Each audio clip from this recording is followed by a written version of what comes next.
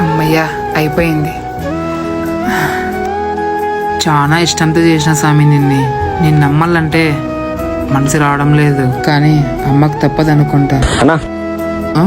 నా విగ్రహం చాలా బాగుంది. ఏందన్నా ఈ వినాయకుడు? లేదు, ఇక్కడ ఏ విగ్రహాలు అమ్మడం లేదన్నా. అదేదన్నా అన్ని విగ్రహాలు ఉన్నాయి అమ్మనంటున్నావు? అమ్మనన్నా. విగ్రహాన్ని ఎందుకమ్మవన్నా? నేను అమ్మని, మీరు పోండి అన్నా ఫస్ట్. ఇట్లయితే నేను ఎట్లా బతికేది?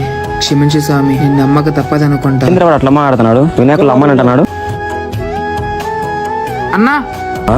ఇక్కడ రండి. ఏం చెప్పు. నేను వినాయకుని నమ్ముతా అన్నా, కానీ నాది కండిషన్. కండిషనా? ఏం కండిషన్? వినాయకుడిని కూర్చోపెట్టే రోజు అంగరంగ వైభవంగా కూర్చోబెడతారు, కానీ నిమజ్జనం రోజు చెల్లా చెదురుగా పడేస్తా అన్నారు.